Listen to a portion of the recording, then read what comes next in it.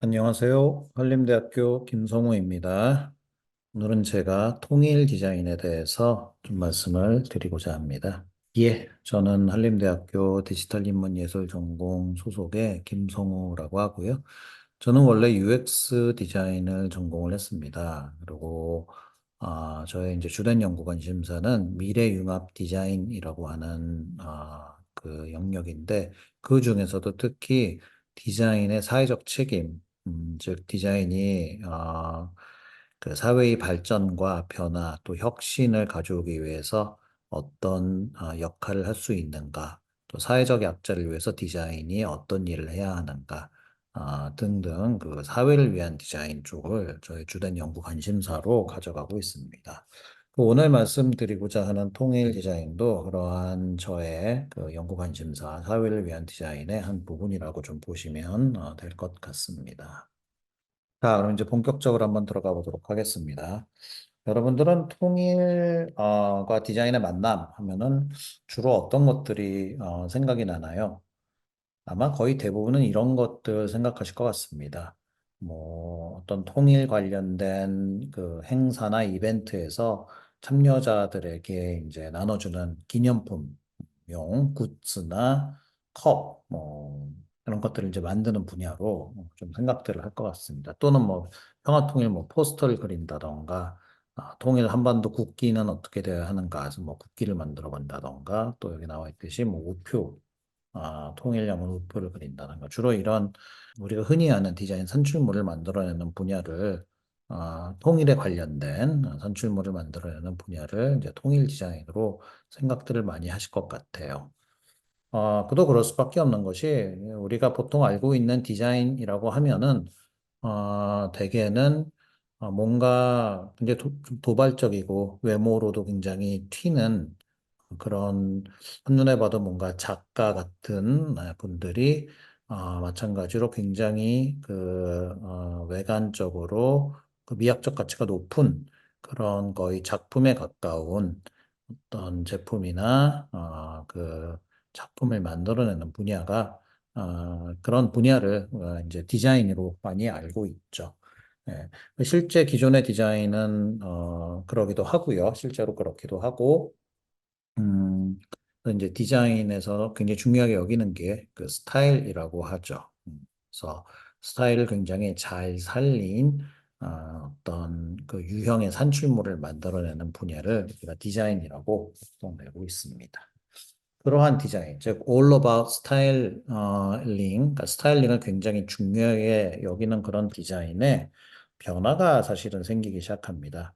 어떠한 변화냐? 저는 이 변화를 새로운 디자인의 패러다임의 전환이 일어나고 있다. 또는 디자인의 확장적 진화가 일어나고 있다라고 얘기하는데 그 변화는 뭐냐? 스타일에서 경험으로 점점 디자인 대상이 바뀌어 나가고 있다라는 겁니다. 바뀌어 나가고 있다라기보다는 확장되어 나가고 있다라는 표현이 좀 더 맞을 것 같아요. 확장적 진화라고 하는 측면에서요. 자, 아무튼 스타일에서 경험으로 디자인에 관심이 점점 넓혀지고 있다라는 얘기인데요. 이를테면은 기존의 디자인 스쿨에서는 한 학기 수업의 그 첨가제로 어디 뭐그 가구 디자인 페어 같은 데 내볼 수 있는 의자를 디자인해봐라. 이제 보통 그렇게 나가면 뭐 예쁘고 굉장히 멋있고 스타일리시하고 우아한 그런 의자를 한번 디자인해보는 과제가 되겠죠. 이런 게 기존의 디자인 스쿨에서 숙제로 나갔다고 하면요. 앞으로의 디자인 스쿨에서는 실내를 한번 디자인해봐라. 또는 뭐 관계를 디자인해봐라. 상호 배려에 대해서 디자인해봐라. 라고 하는 숙제가 나간다는 겁니다. 이미 나가고 있고요. 일부 그러한 수업에서는 나가고 있고, 앞으로는 이제 이런 게 더 많아질 거라는 얘기겠죠. 자, 의자는 우리가 알다시피 어떤 그 유형의 산출물입니다. 우리가 실제 볼 수 있고, 이렇게 만질 수 있는 그런 물건이죠. 반면에 신뢰, 영어로 이제 trust라고 하는 이 신뢰 또는 뭐 관계, 배려, 서비스, 공익 이런 거는 우리가 이렇게 만질 수 있는 어떤 물건이 아니죠. 이런 거는 추상적 개념이죠. 주로 이제 사회적 가치가 있는 그런 개념이죠. 바로 그러한 것들을 디자인하는 걸로 디자인의 확장적 진화가 일어나고 있다라고 하는 겁니다. 한마디로 정의해 보자면은 디자인은 현재 유형적 사물의 미학적 스타일링에서 무형적 가치의 경험을 창안하는 것으로 점점 영역을 더 넓혀 나가고 있는 추세라고 하는 것입니다. 자, 여기 보면은, 뭐, 몇 가지 그 책들의 표지가 지금 이렇게 나와 있는데요. 이, 뭐, 책이나 또는 보고서의 표지입니다. 그래서 제가 이제 화면 캡처를 해둔 건데, 자, 이런 그 표지의 제목을 보면요. 지금 뭐 정부를 위한 디자인, 정책 디자인, 공공 서비스 디자인, 사회적 디자인, 뭐 사회 혁신을 위한 디자인, 주로 이런 제목들이죠. 자, 기존의 디자인에서는 뭐 제품 디자인, 시각 디자인, 패션 디자인, 뭐 인테리어 디자인 이런 식으로 아까도 말씀드린 실질적으로 뭔가 눈에 보이거나 만질 수 있는 그런 이제 제품의 디자인들이 그 디자인의 주된 대상이었다면 지금 이 책이나 보고서의 표지에서 볼 수 있듯이 새로운 분야에서는 뭐 사회, 정부, 정책, 뭐 다 이런 그야말로 좀 그 새로운 영역들에 대한 디자인이죠. 자, 이러한 책이나 보고서는 지금 디자인의 그 선진국이라고 보통은 얘기하는 북유럽, 스칸디나비아 국가의 디자인 스쿨에서 많이 사용되는 디자인 그 교재라고 좀 보시면 되겠습니다. 자, 근데 우리가 스칸디나비아 국가 하면은 뭐 디자인 분야에서는 이제 디자인 그 수준이 높은 디자인 선진국으로 뭐 많이들 알려져 있지만 일반적으로 우리가 스칸디나비아 국가라고 하면은 뭐로 잘 알려져 있나요? 일반적으로는 그 사회복지가 굉장히 좋고 그 굉장히 살기 좋은 나라, 인권과 민주주의가 지구상에서 가장 좋은 국가, 그런 식으로 많이 알려져 있죠. 자, 그러한 스칸디나비아 국가에서, 그러니까 인권과 민주주의, 뭐 사회복지가 그런 분야의 어떤 수준이 가장 높은 그런 국가의 디자인 분야에서 주로 연구하는 영역이 주제가 뭐 정책 디자인이나 공공 서비스 디자인이나 정부를 위한 디자인이라고 하는 거.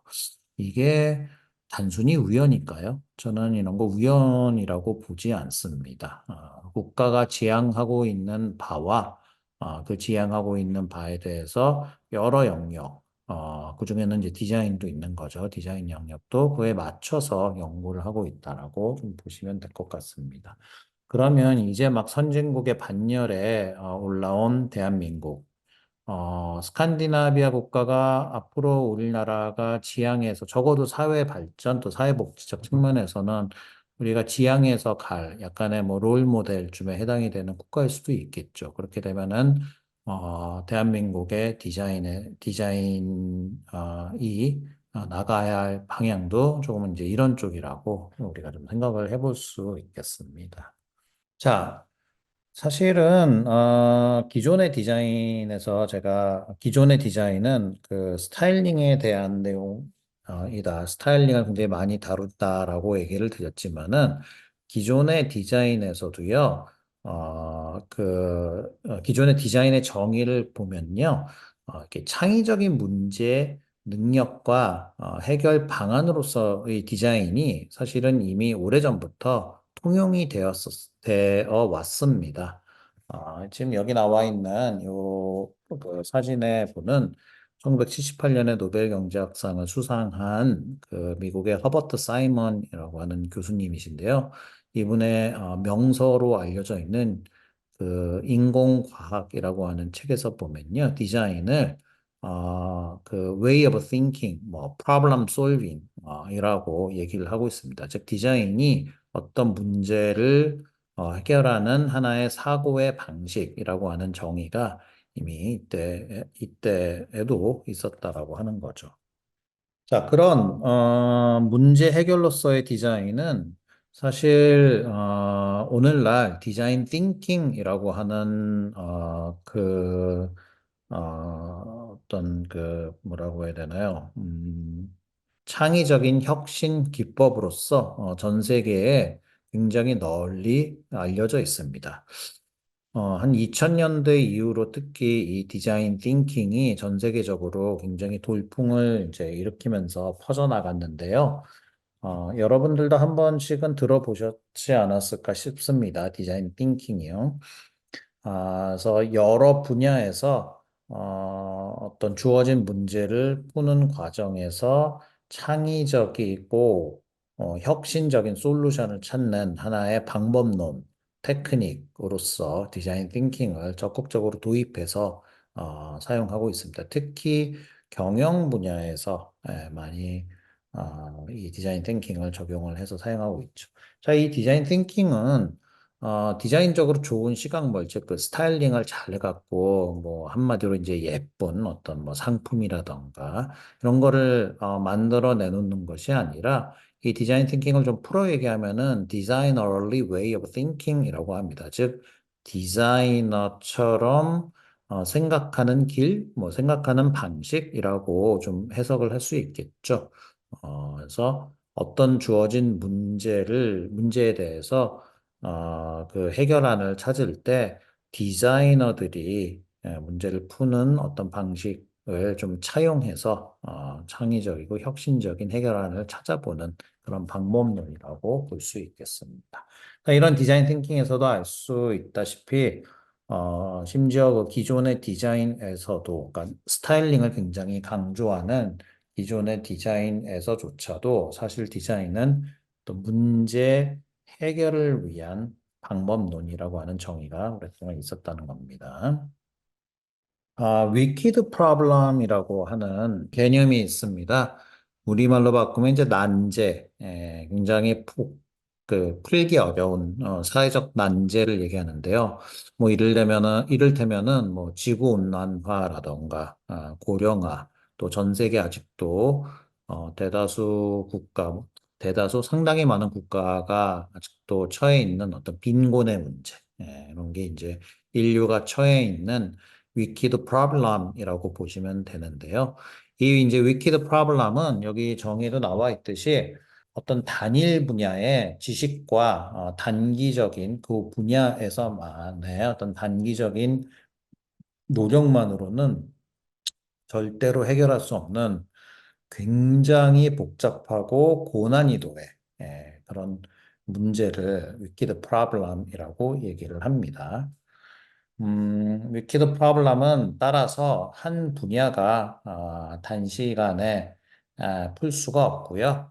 어, 여러 분야가 뭉쳐서 각 분야에서 사용되는 여러 가지 지식과 방법론, 전문적인 어떤 그 역량을 발휘해서 그 여러 분야가 협업을 해서 굉장히 오랜 시간을 들여서 그 풀어나가야 하는 이제 그런 이제 인류가 처한 굉장히 복잡한 문제라고 좀 생각을 하시면 될 것 같습니다. 근데 이제 해외에서는 이러한 위키드 프로블럼을 푸는 그 다학제적 협력 과정에 디자인도 아주 적극적으로 참여를 하고 있습니다. 특히 앞서 말씀드린 그 디자인 띵킹이라는 방법론을 무기로 삼아서 위키드 프로블럼을 푸는 데 있어서 디자인 띵킹에 접근을 취하는 이런 그 과제나 미션, 사업들이 꽤 많이 시도가 되고 있습니다. 자, 그렇다면 이런 위키드 프로블럼이 즉 사회적 난제가 굉장히 복잡하고 고난이도의 문제라고 하면은요. 이거를 한반도에 좀 국한해서 한반도라고 하는 지역에서 특히 한반도라는 그 어떤 지역에 해당이 되는 위키드 프로블럼을 뽑아보면은 그중에는 분단이 들어가는 거죠. 뭐 그 이외에도 뭐 지방소멸이라던가 뭐 요즘 많이 얘기 나오는 뭐 저출생 문제, 뭐 공교육의 문제, 뭐 이런 것들도 지금 그 특히 우리 대한민국이 그 직면하고 있는 사회적 난제라고 할 수 있는데요. 그 중에서도 저는 분단, 즉 남북 그 분단이 굉장히 큰 사회적 난제에 해당이 된다라고 보고 있습니다.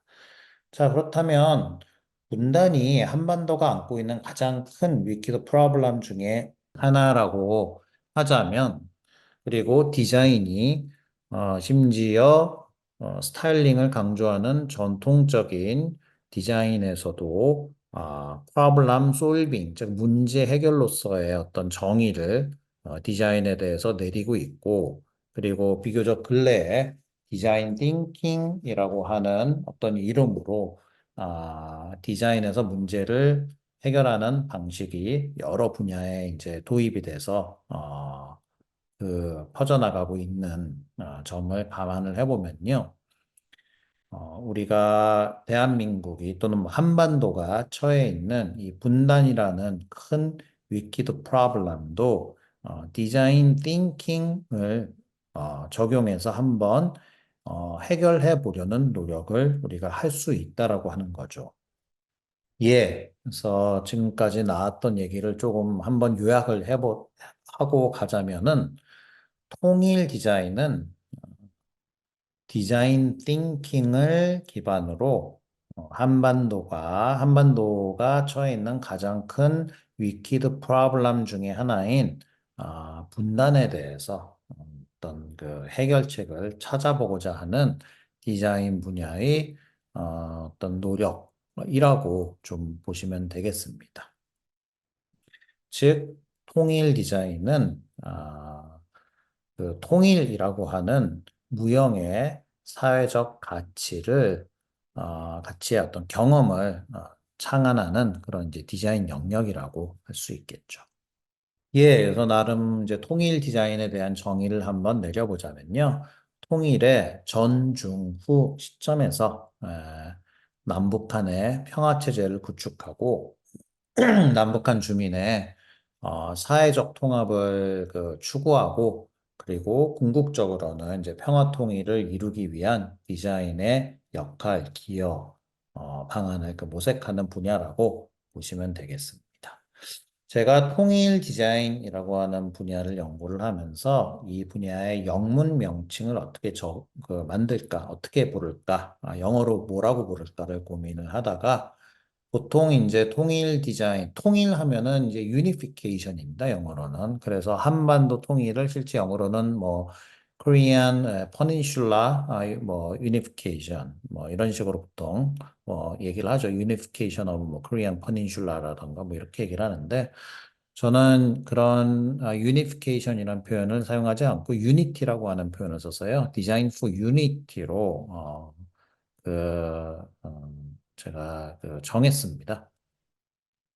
자, 통일 디자인이 영어로는 이제 디자인 for unity로 정했다는 얘기인데요. 사실 유니티는 이제 통합을 얘기를 합니다. 그래서 이거를 직역을 하면은 사실 통합을 위한 디자인이거든요. 그래서 정확하게는 이제 통일 디자인으로 해석이 되지는 않아요. 그러니까 직역이 되지는 않아요.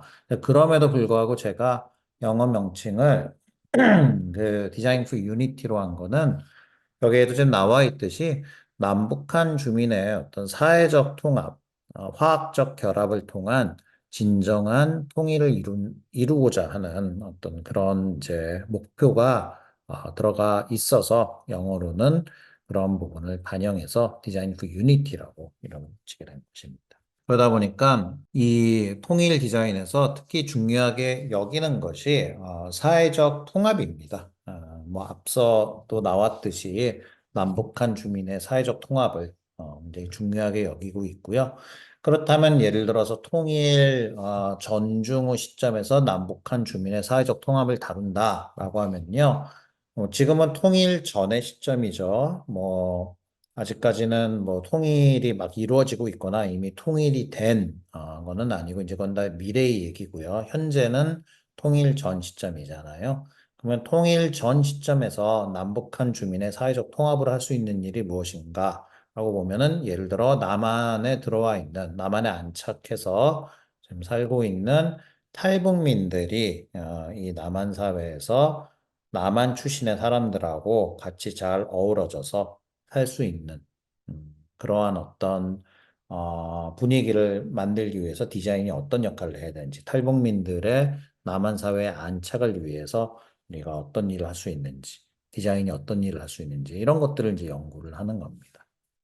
예, 그래서 통일 디자인이라고 하는 분야를 다시 한번 정의를 해보면 통일 전중후 시점에서 남북 간의 평화 체제 구축, 그리고 굉장히 중요한 남북 주민 간의 사회적 통합, 그리고 이제 궁극적으로는 평화 통일을 위해 디자인의 역할과 기여 방안을 모색하는 연구 분야라고 보시면 되겠습니다. 제가 이제 통일 디자인을 연구를 하고 있다라고 얘기를 하니까 가끔 이제 주변 분들이 우스갯소리로 그러면은 통일이 갑자기 되고 나면 뭐 독일처럼 이제 갑자기 통일이 될 수도 있겠죠. 그렇게 통일되고 나면은 그 통일 디자인 연구는 이제 더 이상 할 수가 없게 되는 거 아니냐. 통일을 이뤘으니까요. 네, 그런 얘기들을 이제 우스갯소리로 합니다. 아, 뭐 통일만 이루어진다면은 예, 저의 뭐 통일제한 연구를 포기할 수도 있습니다, 사실. 하지만은 보다 중요한 거는 이제 통일이 이루어진다 하더라도 통일 디자인이 할 일은 계속 있다라고 하는 겁니다. 그러니까 통일 뭐 전이나 통일 중에 통일 그 디자인 분야가 할 수 있는 것들은 뭐 굉장히 많고요. 특히 통일이 되고 난 이후에도 통일 디자인은 없어지지는 않고 계속 남북 주민의 어떤 사회적 통합을 위해서 할 수 있는 부분들이 많은데요. 예를 들어 독일 같은 경우는 그 동독과 서독이 통일이 된지 이제 30년도 더 넘어가지만 지금도 동독 지역 출신의 사람들하고 서독 지역 출신의 사람들 간에 그 사회적 통합을 위해서 굉장히 많은 노력을 가하고 있습니다. 그리고 뭐 동독 특히 동독 그 구동독 지역 출신의 그 지금은 이제 독일의 국민이죠. 독일 국민들이 아직까지도 좀그 그 서독 지역, 구서독 지역 출신 국민들에게 열등감을 갖고 있고 조금 그 서로 반목하는 이런 사회적 갈등이 아직도 아직도 많이 있다라고 합니다. 네, 그런 어떤 독일의 사례만 보더라도 우리가 딱 통일이 됐다고 어느 날 뭐 갑자기 어떤 형태로든 남과 북이 갑자기 통일이 됐다 하면은 모든 문제가 그날로 딱 끝나는 게 아니라 그 뒤로 풀어가야 할 문제들이 굉장히 산적해 있다라고 하는 거죠. 그래서 그런 과정에서도 이제 통일 디자인은 계속 할 일이 저는 있을 걸로 확신하고 있습니다. 예, 그래서 통일 디자인에서 할 수 있는 이제 연구들이 뭐가 있나라고 보면은 여기 나와 있는 바로 이런 내용들이 통일 디자인에서 할 수 있는 연구입니다. 뭐 아까도 말씀드렸던 남한에 들어와 있는 그 탈북민 사회적 약자에 해당이 돼서 대략 한 3만 명에서 3만 5천 명 정도 남한에 있는데요. 이분들이 탈북을 해서 남한에 왔지만 남한 사회 안에서 잘 정착을 못하고 또 이제 남한 출신의 사람들에게 좀 안타깝게도 차별을 받거나 좀 이렇게 예, 그런 일들이 좀 있어서 이분들의 어떤 남한 사회 안착을 위한 그 사회적 약자로서 이분들을 보고 남한 사회에 안착할 수 있게 돕는 이런 디자인 연구도 통일 디자인에서 많이 하고 있는 연구고요. 뭐 기타 뭐 남북 접경 지대에서 어떤 우리가 할 수 있는 것들을 찾는다라던가 또는 갈수록 젊은 세대가 이제 통일에 대한 관심이 줄어들고 있습니다. 그런 젊은 세대의 통일 인식을 제고하기 위해서 통일 디자인이 할 수 있는 일들을 찾는 이런 것들이 이제 통일 디자인에서 할 수 있는 일이라고 보시면 되겠습니다. 생각보다 다뤄야 할 주제들이 좀 많은 편입니다. 그동안 이제 비록 소수이나마 진행이 됐던 통일 디자인 연구의 어떤 활동을 좀 유형별로 보자면은 이거를 이제 제가 한번은 그 논문으로 정리를 해서 발표를 한 적이 있는데요. 한 네 가지 정도의 유형으로 정리가 되었었습니다. 그래서 이제 몇 차례 말씀드렸던 탈북민 지원, 그리고 좀 더 큰 차원에서 그 북한의 그 주민들의 어떤 삶의 질 향상을 위한 대북 인도적 지원, 그리고 뭐 역시 아까도 말씀드렸던 건데 그 갈수록 통일에 대한 관심이 떨어지고 있는, 특히 그 젊은 세대들을 대상으로 한 국민의 통일 인식 제고, 그리고 마지막으로 북한이라고 하는 국가에서 그러니까 이제 한반도의 북측 그 38도 38선 위에 그 북한이라고 하는 지역에서 벌어지는 여러 가지 산업 디자인의 어떤 현황과 트렌드를 연구하는 그런 이제 분야도, 그런 어떤 연구도 이 통일 디자인의 한 분류라고 좀 볼 수 있겠습니다. 참고로 북한에서는 산업 디자인을 산업 미술이라고 얘기를 합니다. 그래서 제가 여기다 이제 북한 산업 미술 탐구라고 써놨는데요. 이제 북한의 어떤 산업 디자인을 연구하는 분야라고 좀 생각하시면 되겠습니다.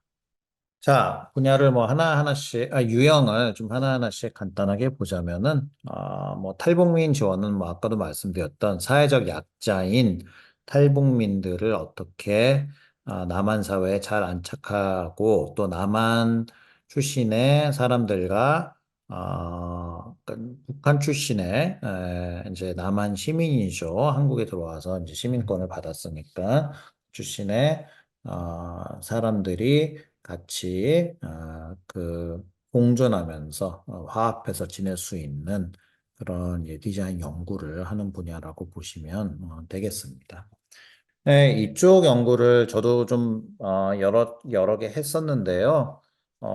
좀 이쪽 분야의 그러니까 이러한 연구 유형의 좀 특징을 좀 한번 보자면은 탈북민을 위한 그 남한에서의 그 지원 뭐 제도, 또 뭐 지원 어떤 정책, 사회복지 뭐 정책 등이 그 생각보다 많습니다.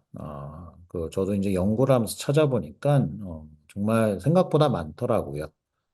그래서 그 같이 이 연구를 하던 그 이제 남한 출신의 대학원생들이 좀 이렇게 상대적 박탈감이 느껴집니다라는 얘기를 할 정도로 생각보다 탈북민에 대한 지원책이 굉장히 좀 다양하게 있었습니다.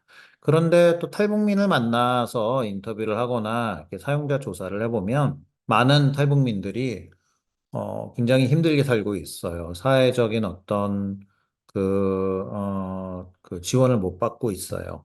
라고 얘기를 합니다. 근데 그분들이 그런 얘기를 하는 게 그냥 뭐 좀 속된 말로 이렇게 좀 징징대는 이런 게 아니고 정말로 삶의 질이 좀 많이 안 좋은 경우들을 제가 실제로도 많이 봤거든요. 그러면은 제도는 많은데 왜 탈북민들은 사회적 지원을 많이 못 받아서 사회 약자로 살아가고 있는지, 이게 굉장히 이제 모순인 거죠. 그래서 이런 거를 좀 더 연구를 해보면은 제도는 있지만 이런 제도를 탈북민이 잘 활용할 수 있게끔 이렇게 잘 정비되어 있거나 접근성이 잘 되어 있거나 이렇지가 않습니다. 그런 문제 때문에 제도는 제도대로 존재하고 탈북민은 탈북민대로 따로 있어서 서로 이렇게 매칭이 좀 잘 안 되는 문제가 있는 거죠. 따라서 이런 유형의 연구에서는 기존에 있는 제도도, 물론 뭐 새로운 제도도 더 만들어야겠지만은 기존에 있는 제도들을 좀 정비를 하고 특히 그 탈북민들이 이러한 제도를 잘 이용할 수 있게끔 어, 제도나 정책의 접근성을 높이는 이런 이제 디자인 연구가 좀 중요한 그런 특징이 있다라고 할 수 있겠습니다. 예, 뭐 탈북민의 어떤 지원 사례들을 보자면 예를 들어 뭐 그 탈북민의 그 병원 이용을 돕는 서비스자인 과제 이런 것도 있고요. 특히 이제 탈북민들이 탈북을 하는 가장 큰 이유 중에 하나가 그 북한에서는 잘 받지 못하는 어떤 병원 의료 혜택, 의료 혜택 등이 그 탈북의 가장 큰 이유 중에 하나인데요. 그러한 이유로 그 약간 정말 이제 목숨을 걸고 국경선을 넘어서 굉장히 고생을 하면서 남한에 들어왔는데 막상 남한에 와서는 남한의 의료 제도를 잘 이해를 못해서 남한의 그 훌륭한 적어도 북한보다는 훌륭한 그런 각종 의료 혜택을 그 누리지 못하는 그런 탈북민들이 많습니다. 그래서 이제 이런 분들이 병원을 어떻게 하면 잘 이용할 수 있을지 도와주는 그런 이제 서비스ային 과제 같은 것이 탈북민 지원의 대표적인 이제 연구 사례라고 볼 수 있을 것 같습니다. 제가 또 했던 과제 하나를 더 말씀드리자면은 여기 이제 맨 마지막에 있는 요 하나원 교육교재 리디자인을 통한 북한 이탈 주민 교육 경험의 향상인데요. 여러분들 하나원이라고 들어보셨는지 모르겠습니다. 하나원은 이제 탈북민이 그 남한에 들어왔을 때 바로 그 한국 사회, 그러니까 남한 사회에 바로 정착을 하는 게 아니라 하나원이라고 불리는 그 통일부 산하의 국가 그 기관에서 3개월 정도 사회 정착 그 교육을 받습니다. 그래서 이제 남한 사회가 뭐 이렇게 구성되어 있고 뭐 남한 사회에서 살아가려면은 이런저런 뭐 제도를 알아야 되기 때문에 이제 그런 것들을 이제 알려주는 그런 이제 교육 기관인 거죠. 이런 이제 하나원에서 그러니까 탈북민의 남한 사회 안착을 위한 교육기관인 거죠. 그런 하나원에서 탈북민들에게 어떤 교육을 하기 위해서 사용하고 있는 교재가 있는데 이런 교재의 내용이 좀 탈북민이 이해하기 이제 좀 어려운 부분들이 있어서 저희가 이를 이제 디자인적으로 좀 새롭게 정비해서 그 탈북민의 눈높이에 맞게 재정비해서 교육 효과를 좀 높일 수 있는 그런 과제를 진행을 하기도 했었습니다. 예, 이거는 그 앞서 말씀드렸던 요거죠. 탈북민의 병원 이용을 돕기 위한 서비스ային 과제의 어떤 산출물로 나온 거고요. 그때 저희가 그 탈북민 지원 센터를 보유하고 있던 전국의 몇 안 되는 대형 병원 중에 하나인 서울시에서 운영하는 서울의료원이라고 하는 병원하고 함께 과제를 진행을 했었고요. 과제에 이제 북한 이탈 주민 상담실을 이 서울의료원이 보유하고 있었습니다. 그래서 이제 이 서울의료원에 있는 북한 이탈 주민 상담실하고 이 과제를 진행을 했다라고 보시면 될 것 같고요. 지금 보고 계시는 거는 탈북민이 병원을 이용할 때 그 필요한 어떤 내용들을 알려주는 그 일종의 그 리플렛입니다. 뭐 팜플렛 리플렛이라고 보시면 될 것 같고요. 이런 이제 리플렛을 병원에 비치해둬서 탈북민이 서울의료원이라고 하는 병원을 이용하려고 들어왔을 때 뭐부터 해야 될지 모를 때 이 리플렛을 보면은 하나하나 이제 가이드가 좀 나와 있는 순서대로 설명을 해주는 그런 내용을 담고 있는 그 산출문이라고 보시면 되겠습니다. 네, 요게 이제 하나원 교육교재 리디자인을 통한 북한 이탈 주민 교육 경험의 향상 과제였는데, 마찬가지로, 그 탈북민의 눈높이에 맞춰서, 그냥 텍스트 일변도로 되어 있던 교재를 좀 더 이제 시각적인 부분을 많이 넣고, 그냥 예쁘게만 만들었다는 게 아니고요. 그 시각 정보를 통해서 우리가 왜 글보다는 그림을 더 빨리 인지하고 더 쉽게 이해할 수 있잖아요. 그래서 이제 그림을 통해서 전달하고자 하는 전달하고자 하는 정보를 좀 더 직관적으로 쉽게 설명을 해주는 그런 이제 리디자인 작업을 했었던 과제입니다. 대북 지원이라고 하는 통일 디자인 연구의 유형을 보자면은 이거는 이제 그 주민의 어떤 삶의 질의 향상을 위한 인도적 차원의 그 대북 지원에 대한 여러 가지 디자인 연구 활동이고요. 대표적인 이제 사회적 약자를 위한 그 디자인 계열의 연구라고 좀 보시면 되겠습니다. 뒤에 그 살짝 비치는 그 그림은 소외된 90%를 위한 디자인이라고 하는 책입니다. 기존의 디자인이 그 상품의 그 미학적 가치를 높여서 상품의 이제 부가가치를 향상시킴으로써 좀 더 이제 비싸게 판매를 그 하는 좀 그런 일을 많이 하는 분야로 알려져 있는데 사실 그 전 지구적으로 보면은 우리가 그 디자인의 어떤 노력이 가미돼서 비싸게 파는 상대적으로 좀 더 가격을 높게 해서 팔 수 있는 이런 제품은 전 지구 인구의 한 상위 10% 정도에 해당이 되는 그러니까 경제적으로 볼 때 상위 10%에 해당이 되는 인구에게만 디자인의 어떤 혜택이 주어지는 거라고 보시면 될 것 같아요. 그래서 지구상에 사는 상당수의 인구는 그러한 어떤 그 뭐 사치라고 해야 될까요? 사치스러운 어떤 디자인의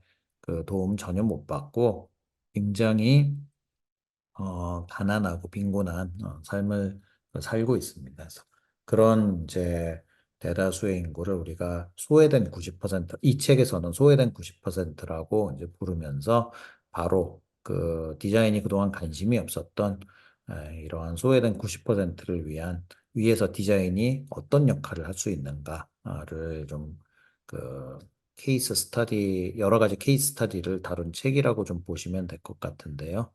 어, 이제 그러한 사회적 약자를 위한 어떤 디자인의 정신을 그 북한 주민의 어떤 그 삶의 향상에 한번 적용을 해보고자 하는 그런 유형의 연구라고 생각하시면 될 것 같습니다. 제가 이제 이 연구를 할 때, 그 적정 기술이라고 하는 분야를 좀 차용을 해서 연구를 그 진행을 했었거든요. 그 적정 기술이라고 하는 분야를 좀 간단하게 소개를 해드려야 될 것 같은데, 적정 기술은 이제 영어로 그 appropriate technology라고 얘기를 합니다. 요거는 뭐 적정 기술이 어떤 분야인지 뭐 이론적으로 막 설명하고 이런 거보다 하나의 스토리를 좀 말씀을 드리면은 바로 좀 이해가 될 것 같아서 제가 스토리로 좀 요약을 해 왔는데요. 어, 이건 실제로 이제 있었던 일입니다. 그 2004년에 아마 여러분들도 찾아보시면 아시겠지만은 인도네시아에서 엄청난 쓰나미가 발생을 해서 굉장히 많은 사람이 그때 이제 안타깝게 사망을 하고 그랬었죠. 굉장히 큰 재난이 있었습니다. 그때 이제 인도네시아에 그 국제구호단체에서 인도네시아에 이제 신생아 인큐베이터 8개를 기증을 했습니다. 이 국제구호단체에서 알아보니까 인도네시아에서 굉장히 많은 좀 미숙아들이 태어나고 그 미숙아들이 사실은 이 신생아 인큐베이터만 있었으면은 충분히 생존해서 그 정상적인 아기로 클 수 있는 클 수 있었음에도 불구하고 이 인큐베이터가 없어서 사망을 하는 안타까운 일들이 많아서 이 8개를 이제 기증을 한 겁니다. 근데 이제 그 뒤로 한 몇 년이 지난 뒤에 적정 기술을 전공을 하는 연구자가 인도네시아 현지에 가서 이 신생아 인큐베이터를 잘 사용하고 있는지를 한번 조사를 해봤더니 이 8개가 모두 고장이 나서 사실상 그냥 방치되어 있었다라고 하는 겁니다. 그래서 이 사람이 이제 좀 더 그 왜 이런 상황이 발생을 했는지 알아봤더니 이 신생아 인큐베이터는 이 국제구호 단체에서 기증한 이 신생아 인큐베이터는 뭐 유럽이나 미국 뭐가 같은 어떤 선진국의 그 굉장히 좋은 환경을 갖춘 그런 이제 그 대형 병원에서 사용하는 그런 이제 신생아 인큐베이터였는데 문제는 이분이 이제 조사를 해보니까 인도네시아는 그런 유럽이나 미국, 뭐 한국도 해당이 되겠죠. 그런 이제 선진국에 비해서 아직까지는 뭐 적어도 이제 2004년 기준으로요. 아직까지는 그 전기 공급과 같은 기본 인프라가 이렇게 선진국 수준까지는 아직 다다르지 못해서 좀 전기 공급도 좀 불안전한 상황이었다고 하고요. 그러다 보니까 이제 인큐베이터 같이 굉장히 좀 첨단의 그 기계는 이 불안전한 전기 공급으로 기계가 고장이 날 가능성이 많았던 거죠. 그래서 실제로 이제 더 고장이 나고 했던 겁니다. 어, 근데 이제 또 이렇게 고장이 나면은 고쳤으면 되는데, 문제는 인도네시아 현지에서는, 이런 그 첨단 신생아 인큐베이터를 고쳐서, 다시 이제 정상으로 그 가동을 시킬 수 있을 만큼의 어떤 기술적인 역량을 갖춘 테크니션도 없었고, 또 그 고치는 과정에서 필요한 어떤 장비라던가 부품이나 이런 것도 현지에서 이렇게 확보를 할 수 없는 상태였다라고 합니다. 그러니까 이제 한마디로 얘기하자면요, 국제구호단체에서 이렇게 인도네시아에 기증한 신세가 인큐베이터는 유럽이나 미국, 뭐 한국과 같은 전기 공급이 굉장히 안정적이고 또 고장이 나더라도 바로 테크니션이 바로 투입돼서 또 이제 그 고치는 과정에서 언제든지 필요하면 부품을 현지에서 조달할 수 있는 그런 선진국에서 나 사용이 가능한 신생아 인큐베이터였던 겁니다. 그런 신생아 인큐베이터가 이제 인도네시아 같은 뭐 소위 말하는 험지라고 해야 될까요? 이런 험지에 가서 사용이 되다 보니 오래 못 버티고 기계가 이제 다 고장이 나버린 거죠. 그런 이제 터프한 환경을 기계가 못 버티고 고장이 난 겁니다. 그래서 이 연구자가 이 적정 기술 이제 전문가인 이 연구자가 어떤 발상을 하게 되냐면요. 인도네시아 현지에서 나는 부품만을 이용해서 한번 신생아 인큐베이터를 만들어 보자라는 생각을 하게 됩니다. 그래서 마침 이 사람이 이제 알아보니까 인도네시아가 그 당시에 외국에서 수많은 이제 선진국들, 뭐 한국도 포함되는 그런 선진국에서 중고 자동차를 대량 수입해 와 갖고서는 인도네시아에 막 이제 차량을 보급하는 그런 시기였다라고 합니다. 그래서 이 사람이 이제 그런 점에 그 착안해 갖고서는 100% 자동차 부품만으로 조립이 제작이 가능한 그런 신생아 인큐베이터를 개발을 해낸 겁니다. 자, 그러면 이러한 자동차 부품만으로 100% 만들 수 있는 신생아 인큐베이터의 장점이 뭐냐? 그 앞에 이제 구호단체에서 줬던 인큐베이터 대비 장점이 뭐냐면요. 첫째는 그 불안전한 전기 공급이 있더라도 자동차 배터리로 인큐베이터를 돌릴 수 있기 때문에 막 갑자기 전기가 딱 끊어졌다고 하면은 자동차 배터리로 비상 어떤 전원을 돼서 계속 인큐베이터 돌아갈 수 있다라고 하는 거죠. 이제 고장이 그러면 이제 전기 공급의 어떤 불안정한 수급에 의한 고장이 덜 난다라고 하는 겁니다. 전기 공급이 안 되더라도 기계가 계속 돌아갈 수 있다라고 하는 거. 그리고 아까도 말씀드렸듯이 그 당시에 이제 수많은 그 외국에서 중고 자동차를 인도네시아에서 수입을 해서 국내에 막 보급하던 자기네들 나라에 이제 막 보급하던 시점이었기 때문에 전국적으로 굉장히 많은 중고 자동차 그 소위 말하는 정비소들이 생겨났다라고 하는 겁니다. 그러다 보니까 정비소가 있으면은 그 정비소 안에 일하는 테크니션들이 있겠죠. 그래서 중고 자동차를 금방금방 고장 나면은 고칠 수 있는 그런 테크니션들이 있었고 또 대량의 중고 자동차가 수입되어 오기 때문에 뭔가 부품이 고장 나서 그 부품을 다른 부품으로 고장이 안 난 다른 부품으로 교체해야 한다고 하면은 이미 이제 인도네시아에 굉장히 많은 중고정들이 들어와 있기 때문에 현지에서 그런 부품을 조달할 수 있었다라고 하는 겁니다. 자, 그러다 보니까 이렇게 100% 자동차 부품만으로 조립이 가능한 신세가 인큐베이터는요, 전기 공급이 불안정해도 자동차 배터리 등으로 돌릴 수 있고, 고장이 나더라도 인도네시아의 현지 테크니션이 현지에서 부품을 확보해서 금방금방 고쳐서 다시 가동을 시킬 수 있는 이점이 있었던 겁니다. 그래서 실제로 이 적정기술 전문가가 만들어낸 신생아 인큐베이터는 그 뒤로도 고장이 잘 안 나고 또 이제 현지에서 제작이 가능하니까 그 자동차 부품만으로 만들 수 있으니까 더 많이 만들어서 전국적으로 보급을 해서 이 미숙아들을 살리는데 큰 기여를 했다라고 하는 겁니다. 자, 그러면 이러한 스토리에서 우리가 알 수 있는 적정 기술의 가치가 무엇이냐? 적정 기술은 딱 말 그대로 적정한 겁니다.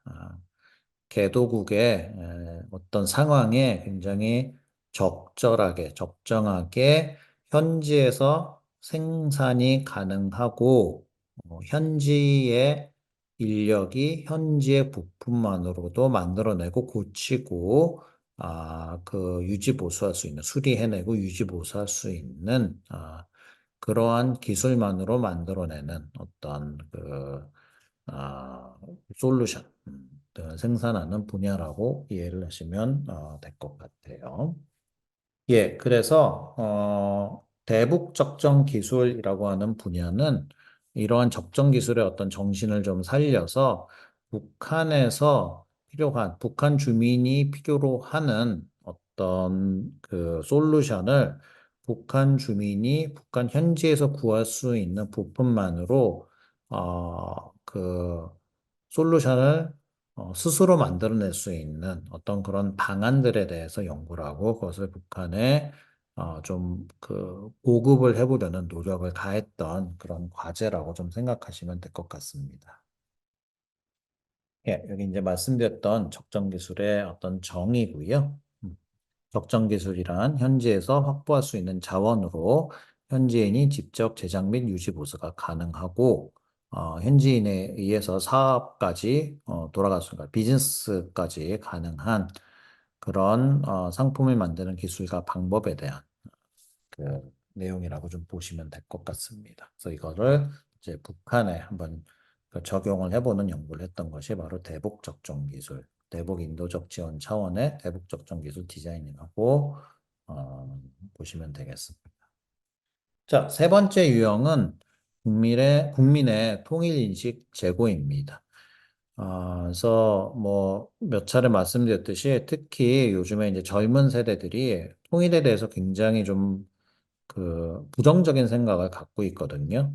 어떤 통계에 따르면 거의 뭐 70%가 넘는 그 젊은 세대가 이제 더 이상 통일은 의미가 없다. 그냥 북한은 이제 외국이고 오히려 통일을 하면은 가뜩이나 좀 경제가 어려운 남한조차도 위험할 수 있다. 라는 생각을 하면서 이제 뭐 통일할 필요가 없고 그냥 북한은 북한대로 남한은 남한대로 서로 다른 나라로 살아가면 된다. 라고 하는 이제 생각을 많이 갖고 있다라고 하는 겁니다. 그래서 그러한 이제 갈수록 통일의 어떤 가치를 잃어버려 가고 있는 또 뭐 잊고 잊어가는 그런 젊은 세대에게 어떻게 하면은 좀 통일의 중요성과 가치를 알릴 것인가를 좀 연구하는 분야라고 좀 보시면 될 것 같고요. 그런데 이제 이 젊은 세대들이 통일에 대해서 좀 반대하는 이유가 뭐 아까 말씀드린 어떤 경제적인 실용적인 이유도 있지만 그냥 좀 식상하다는 점도 굉장히 큽니다. 그러니까 기성세대 뭐 좀 속된 말로 꼰대라고 하죠. 그런 이제 기성세대 꼰대들이나 관심 있는 어떤 주제라고 이제 통일을 좀 여기는 거죠. 꼰대 분위기가 나는 어떤 테마나 키워드로 통일을 여기는 겁니다. 그래서 좀 이제 그러한 분위기를 좀 극복하고자 디자인이라고 하는 젊은 세대들이 이제 디자인은 그래도 좋아하니까요. 뭔가 디자인이 들어간 뭐 제품이라는 걸 좋아하니까 이제 디자인적인 가미를 통일에 가해서 좀 젊은 세대가 다시 관심을 가지게끔 할 방법은 없는가를 주로 연구하는 분야라고 하는 유형이라고 생각을 하시면 될 것 같습니다. 이쪽 관련해서 뭐 제가 진행했던 뭐 연구 한 개를 좀 소개를 하자면요. 뒤에 보면은 이제 통일맞이 천마을 대성동 프로젝트라고 하는 게 있는데요. 그것은 뭐냐면은, 여러분 그 대성동이라고 혹시 들어보셨는지 모르겠습니다. 대성동은, DMZ 아시죠? DMZ 안에 있는 유일한 민간인 마을입니다. 여기 보시면 이쪽에 이제 남쪽의 DMZ시고요. 이쪽이 북한의 DMZ시고요. 우리가 흔히 말하는 남북의 경계선은 요 군사 분계선이라고 하는 겁니다. 그래서 요 군사 분계선은 정말 남북을 딱 가르는 선이고요.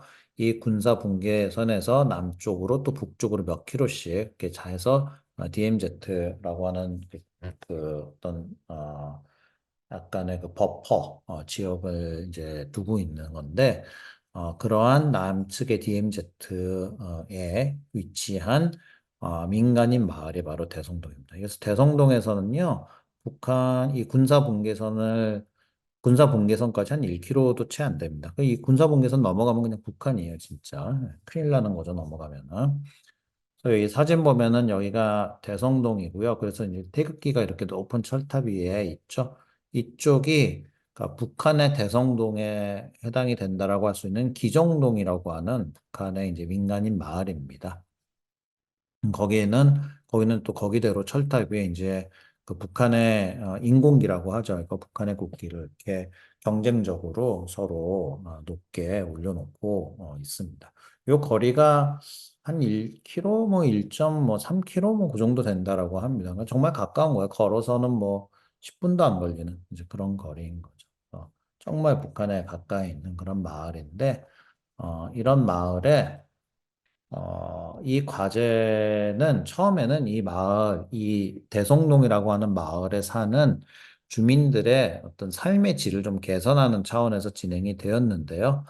그 삶의 질을 개선을 하면서도 동시에 마을의 어떤 지정학적인 특징, 그 북한의 그 가장 가까이 있는 마을 중에 하나라고 하는 그런 어떤 마을의 그 분단의 아픔과 통일 염원의 어떤 역사적 가치를 좀 동시에 살릴 수 있는 방안, 그러니까 주민들의 삶의 질도 개선하고 마을의 어떤 통일의 역사적 가치도 살릴 수 있을 만한 그러한 좀 여러 가지 아이디어를 내는 과제로 진행이 됐습니다. 그래서 이제 여러 가지 뭐 그 연구를 통해서 내놨던 하나의 그 방안이 대성동이라는 마을을 일종의 그 통일 관광을 하는 반나절짜리 통일 관광을 하는 지역으로 한번 탈바꿈 해보자라는 아이디어를 연구를 통해서 이제 내놓게 되었고요. 그래서 대성동 통일관광 프로그램 하고 이 통일관광 프로그램에 들어가 있는 여러 관광 경험 그 요소를 창안을 했었습니다. 뭐 예를 들어 이제 이런 거죠. 누군가 이제 대성동에 그 관광을 가겠다라고 하면은 대성동 입구에서 대성동 마을 안에서만 사용이 가능한 통일 화폐로 마치 우리가 외국에 들어갈 때 환전하듯이 화폐를 바꿔서 이 대성동 마을 안에서는 관광을 할 때 이 통일 화폐를 이용을 하고 이제 관광이 끝나고 나갈 때는 이 통일 화폐를 그냥 그 관광 기념품으로 가져가는 뭐 이런 아이디어라던가 또는 그 아까 이제 이 과제가 그냥 순전히 어떤 통일 가치만 살리는 과제가 아니라 처음 시작은 대성동이라고 하는 굉장히 특수한 마을에 살고 있어서 여러 가지 좀 제약이 많은 그런 그 주민들의 어떤 삶의 질을 개선하는 그 데서부터 시작이 됐다라고 말씀을 드렸잖아요. 그래서 이제 저희가 그때 가서 조사를 해보니까 대성동 마을에 그 흔한 산책 코스가 하나도 없더라고요. 그래가지고 그러면은 대성동에 하나 되는 길이라고 하는 이름의 그 산책 코스를 만들자. 근데 이 산책 코스는 반쪽짜리 산책 코스로 약간 그 미완의 산책 코스로 대성동 안에 만들어 두고 통일이 되고 난 뒤에는 이웃마을이라고 할 수 있는 현재는 절대로 이제 왕래도 할 수 없고 가볼 수도 없지만 왜냐하면 남북 이제 분단이 되어 있으니까 향후 통일이 됐을 때는 더 이상 이제 적대적인 관계가 아니라 이웃마을이 될 기정동까지 나머지 반쪽의 산책로를 만들어서 그 대성동, 기정동에도 괜찮은 산책 코스를 만드는 어떤 그런 비전을 갖고 그 하나 되는 길이라는 산책 코스를 그 반쪽을 대성동 안에만 반쪽을 그 조성하는 그런 아이디어를 이제 내기도 했었습니다. 또 하나 과제를 뭐 간단하게 이제 말씀드리자면은 요거는 이제 SBS랑 2021년도에 진행했던 그 과제인데요. 그때 SBS가 이제 통일 다큐멘터리를 이제 만들면서 저와 함께 좀 진행했던 겁니다. 그때 SBS 통일 다큐멘터리의 주제는 뭐였냐면 청년들이 그 창업을 통일이라고 하는 키워드를 가지고 북한 뭐 통일 이러한 키워드를 가지고 어떤 사업 아이템을 발굴해서 그 창업을 하는 그런 이제 과정을 다큐멘터리로 만들어 보는 그런 이제 사업이었고요. 이제 거기에 저희가 참여를 해갖고 뭘 했었냐면은 저희는 여기 있습니다. 그 교동도라고 여러분들도 좀 들어보셨는지 모르겠어요. 그 강화도에서 좀 더 서쪽으로 가면은 있는 섬입니다. 요즘에 이제 다리로 연결돼 있어 갖고서는 그 운전해서 편하게 갈 수 있는데 그 교동도에서 수영만 좀 잘하면은 그야말로 바다 건너 한 1.5km, 그것도 한 2km 정도 될까요? 그 정도만 가면 북한입니다, 그냥. 그만큼 이제 북한에 굉장히 가까운 섬이거든요. 그런 교동도에 젊은 세대들이 주말에 핫플레이스라고 생각해서 이렇게 놀러 올 수 있는 통일 카페를 창업을 하는 그런 이제 과제를 수행을 했었고요.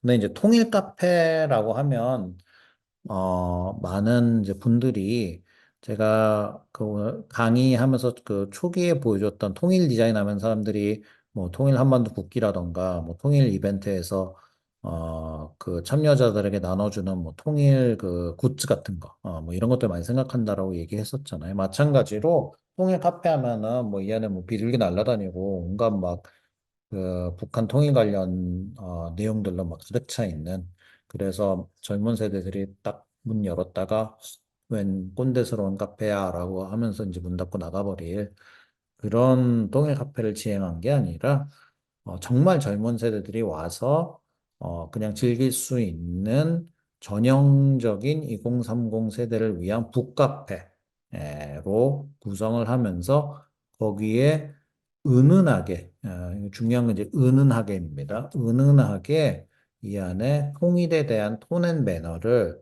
넣어두는 이제 그런 어떤 디자인 컨셉을 살렸던 카페입니다. 그래서 이에 이제 여기가 이제 북카페라 많은 책들이 있었는데요. 이 책들도 뭐 북한에 대한 책이나 통일에 대한 책들이 아니라 뭐 화해나 공존, 화합, 평화, 뭐 다양성, 존중과 같은 키워드를 중심으로 한 책들로 거의 대부분 채워놨고요. 아주 간간히 뭐 통일에 대한 책이 한두 권 있긴 했지만은 거의 뭐 안 보일 정도였고요. 뭐 친구와의 뭐 화해라던가 뭐 사회에서 살아가는 과정에서 뭐 공존의 중요성 뭐 이런 것들을 주로 다룬 책들 채워놨습니다. 그러면은 이제 이 북카페에 통일에 아무 관심도 없는 그냥 뭐 그런 이제 그 젊은 세대가 핫플레이스라고 교동도에 그 굉장히 핫플레이스가 있다, 핫플이 있다라고 해서 거기 놀러 와서 이 북카페에 놀러 와서 뭐 커피 한 잔 하고 차 한 잔 마시면서 이런 책들을 자연스럽게 보게 될 텐데 그 책들이 이제 주로 뭐 화해나 공존 화학 같은 거니까 이런 책들을 보면서 교동도의 위치를 생각을 해보면 이게 결국에는 이제 북한에 가까운 섬이다. 란 정도는 알고 올 거니까요. 이제 우리나라 그 국경선에 국경 접점에 있는 섬이다 정도는 알고 올 거니까 그렇게 되면 이제 자연스럽게 북한과 통일에 대해서 한 번쯤은 그 생각을 할 기회를 가질 수도 있다라고 하는 거죠. 안 가질 수도 있고요. 뭐 안 가져도 상관이 없습니다. 하지만 그런 생각을 이제 가질 수도 있는 어떤 기회를 만들어 줌으로써 그렇게 강압적으로 좀 강제적으로 뭐 통일에 대해서 억지로 생각해 보게끔 하는 게 아니라 이렇게 은은하게 은근하게 통일에 대해서 한번 느껴볼 기회를 그 젊은 세대들에게 마련하는 이제 그런 북카페를 창업하는 아이디어를 내갖고 SBS 한번 진행을 해봤던 그런 과제입니다. 제가 비교적 근래에 또 했던 하나의 그 과제를 좀 소개를 하자면은 이건 이제 통일 그 포스터 공모전인데요. 자, 제가 이제 그동안 아무래도 통일 디자인을 연구하는 그 전문가이다 보니까 통일 포스터 공모전에 좀 심사를 해달라는 요청을 여러 번 받은 적이 있습니다. 그래서 제가 심사를 하면요. 정말 100개 중에 99개는 다 이런 종류의 포스터입니다. 자, 이런 종류의 포스터가 나쁘다는 건 아닙니다. 다만 제가 지적하고 싶은 거는 너무 식상한 소재가 몇십 년 동안 똑같이 계속 쓰이고 있다라고 하는 거죠. 뭐 비둘기라던가 파란색 한반도라던가 뭐 악수하고 있는 장면이라던가 뭐 철책선이라던가 뭐 호랑이라던가 이런 게 이제 너무 많이 사용되고 있다 보니까 젊은 세대들이 식상할 수밖에 없다라고 하는 거죠. 식상한 소재로 몇십 년째 쓰이고 있다 보니까요. 예. 그래서 건국 이후로 안 바뀐 통일 포스터 소재.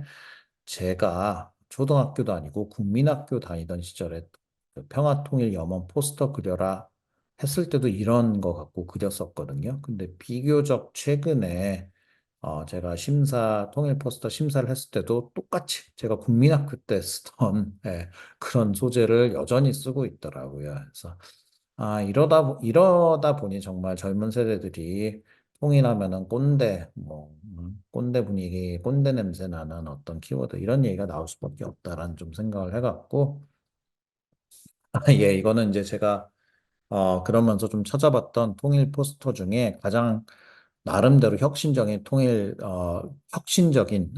그 포스터였습니다. 포스터 그리기 지겨우니까 제발 통일 좀 하자라고 하는 게 내용이 굉장히 재밌어갖고, 초등학생이 그렸던 포스터를 알고 있는데, 한번 좀 소개를 하고 싶어서 가져왔고요.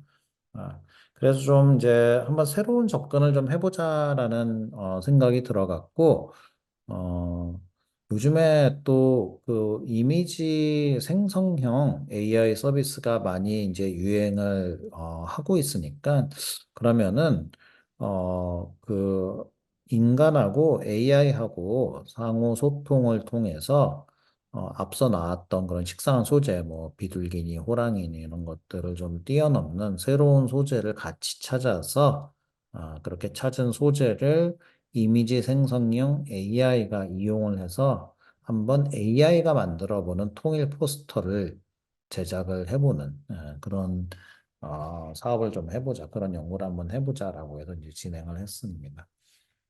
굉장히 재밌는 그동안 생각하지 못했던 어떤 소재들이 좀 발굴되고 있어갖고 발굴되어서 좀 그 재밌었던 그런 과제였습니다. 이제 이건 마지막 유형에 해당되는 건데 이제 말 그대로 이제 북한의 산업 미술을 탐구하는 거고요. 북한이라고 하는 뭐 국가 또는 북한이라고 하는 한반도의 북측의 지역에서 벌어지는 여러 가지 산업 디자인의 현상과 상황, 또 이제 거기에 관련된 어떤 제도와 정책 등을 연구하는 분야입니다. 이거는 이제 뭐 미국 디자인, 일본 디자인 연구, 뭐 이런 뭐 유럽 디자인 연구라고 하는 거와 유사하게 그냥 어떤 특정 지역에서의 어떤 산업 디자인에 대한 연구를 하는 지역 디자인 연구라고 좀 보시면 될 것 같습니다. 저도 이제 이런 쪽 연구를 좀 했는데, 뭐, 예를 들어서 저 같은 경우에는, 제가 이제 처음에 저를 소개할 때 UX를 전공했다라고 말씀을 드렸는데, 그래서, 저는 북한의, IT 분야에서, 의 어떤 UX 디자인이, 그 어떤지, 그래서 북한 IT UX의 현황을 좀 탐구하는 그런 연구를 좀 진행을 했었고요. 특히 북한 스마트폰에 탑재되어 있는 UI UX 디자인이 어떤 형태로 되어 있는지, 또 나만의 스마트폰의 UI UX하고는 어떤 차이가 있는지 그걸 좀 알아보는 연구를 진행을 했었습니다. 예, 그래서 이거는 이제 제가 이 연구를 진행할 때 사용했던 어렵게 구해서 한번 분석을 해봤던 북한의 스마트폰입니다. 그 스마트폰에 있는 북한의 이제 전형적인 앱들이고요. 여기 보면은 뭐 뭐 무슨 그 사상, 뭐 그 관련된 북한의 그 주체 사상이라고 하죠. 그 이제 관련된 그런 이제 내용의 어떤 앱들도 있고, 하여튼 굉장히 독특했습니다. 예, 그래서 좀 이제 마무리를 해보도록 할게요. 그래서 통일 플러스 디자인, 뭐 이건 당연히 이제 통일 디자인이고요. 그런데 통일 디자인은 앞에서도 말씀드렸듯이 뭔가 그 스타일링을 하는 디자인이라고 하는 부분을 살려서 뭐 통일이라는 키워드를 가지고 뭐 통일 굿즈를 만들거나 뭐 통일 우표를 뭐 그리거나 하는 그런 분야가 아니고요.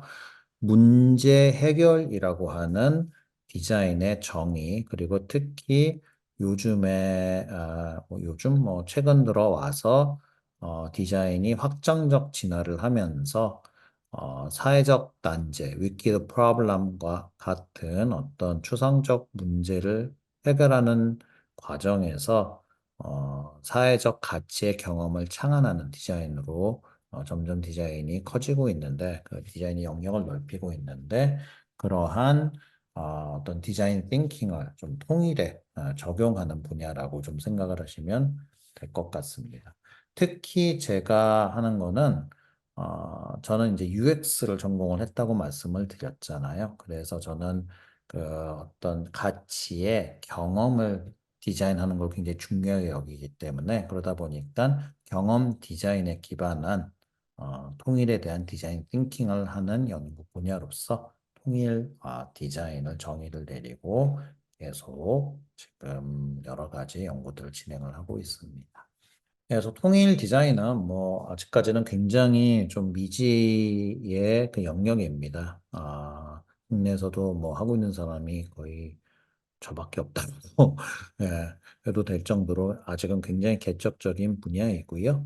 어, 뭐 어쨌든 앞으로 저희가 이제 통일이라고 하는 것을 이제 꼭 이뤄야 한다라는 점에서 이제 디자인이 통일을 위해서 어떤 역할을 할 수 있는지를 지속적으로 좀 탐구하는 분야라고 좀 보시면 될 것 같습니다. 그래서 저의 통일 디자인의 강의를 이걸로 마치도록 하겠습니다. 예, 감사합니다.